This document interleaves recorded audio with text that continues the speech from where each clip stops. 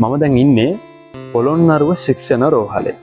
පොළොන්නරුව ශික්ෂණ රෝහලේ ප්‍රතිකාර ලබන කුඩා දරුවන් වෙනුවෙන් මේ මම ඉන්න පරිශ්‍රයේ ළමා උද්‍යානයක් ඉදිනවා. ඒ තමයි එක කාමරයකට වෙලා එක ඇඳකට වෙලා දින ගණනාවක් ප්‍රතිකාර ලබද්දී කුඩා දරුවන්ගේ මානසික මට්ටම කොයි වගේද? ඉතින් ඒ මානසික මට්ටම නැති කරන්න, මානසික පීඩාව නැති කරන්න මම ඉන්න මේ පරිශ්‍රයේ සහ එහා පැත්තට වෙන්නේ ළමා උද්‍යානයක් ඉදි කරන්න යෝජනා වෙලා තියෙනවා.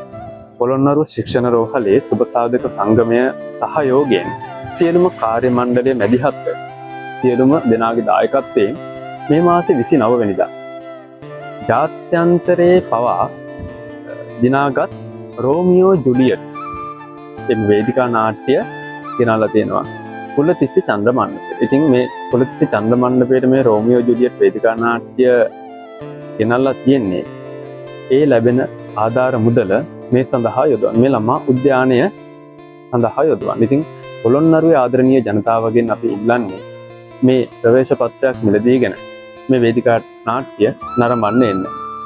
මේ මාසේ 29 වෙනිදා කුලතිස්ස චන්ද්‍රමණ්ඩපේදී දර්ශන වාර දෙකක් පැවැත්වෙනවා.